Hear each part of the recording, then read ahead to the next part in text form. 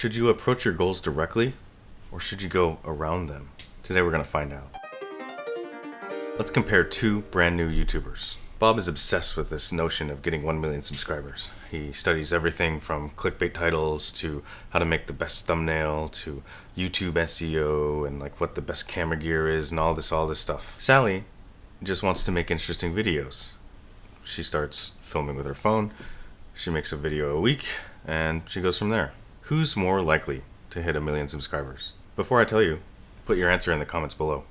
My answer is Sally. This isn't just some thought experiment.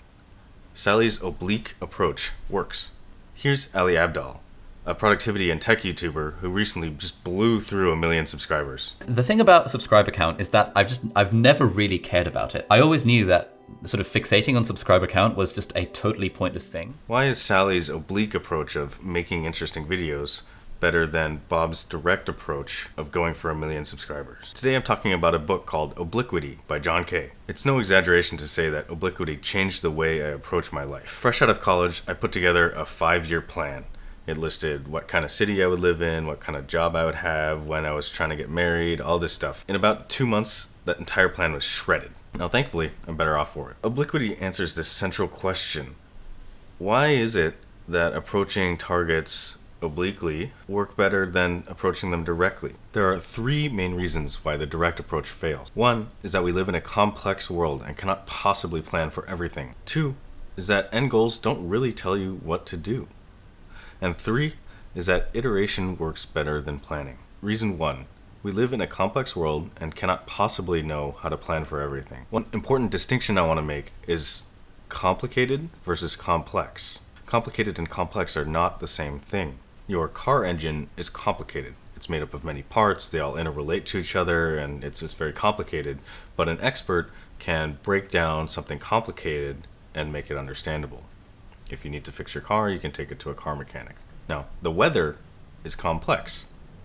Meteorologists can study PhDs for decades, and yet still somehow the weatherman can get something wrong. This is because the weather is a complex system. There's so many parts and patterns and interrelations that you couldn't possibly plan out the future. Now, for the most part, we live in a complex world. Technology is changing super fast. We have these algorithms showing us things and no one really knows why they're picking what they're showing us. And we have increasingly unpredictable world events.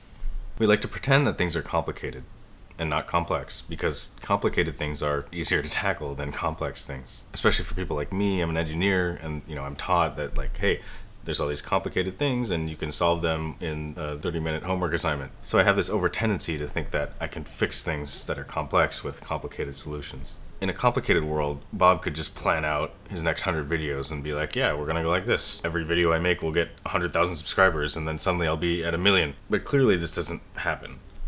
If Bob had started his channel in 2017, he would have planned out 100 videos about fidget spinners, and he would have failed miserably. Now, in a real complex world, Sally can make videos for months and see 100 views, maybe 100 subscribers if she's lucky. Maybe she'll land on a viral hit. She can't know. All she can do is continue to make videos. This doesn't mean that we should throw out all kinds of planning. As Eisenhower said, planning is essential, but plans are useless. It's important to still plan your trajectory, figure out where you're headed, but not be too tied to that plan. Which brings us to reason number 2, which is that attachment to an end goal doesn't really tell us what to do. If Bob is aiming directly for 1 million subscribers, he might do stupid things like pay money for subscribers, or run around asking people who don't care about his videos to subscribe to him, or use really clickbaity titles just to get a few views. The directive, get 1 million subs, doesn't really tell Bob what to do.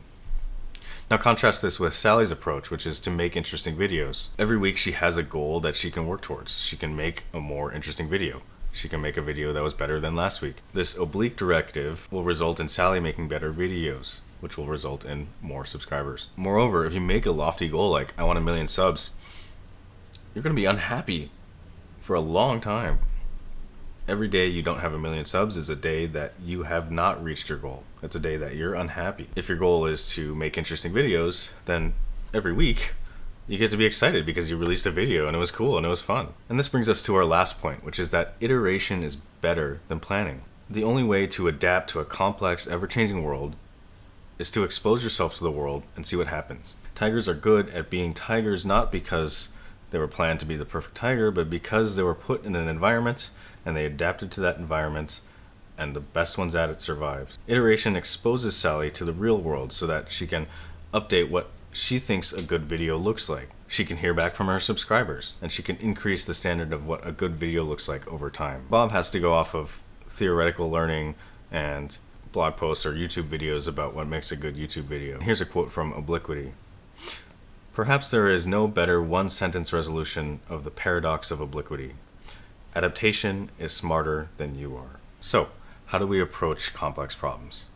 Approach complex problems with obliquity. Recognize the limits of your knowledge. Have a mission, not an end goal, and iterate around that. For my channel, I want to share what I'm learning with you in an entertaining, thought-provoking, quality way. If I get more subscribers, that's great, but it's not my primary goal. I believe this path will work better than focusing directly on subscriber count. For all of this to work, you need to allow space for emergence. You need to trust that the right answer will show up, even if you're not exactly sure what the plan looks like. It might not look exactly like you imagined, but it's way more interesting than some 5-year plan. If you'd like to dive deeper into this concept, check out John Kay's book, Obliquity. Kay gives plenty of real-world examples from business, sports, love, and even happiness. If you like this video, consider subscribing to my email newsletter, linked below.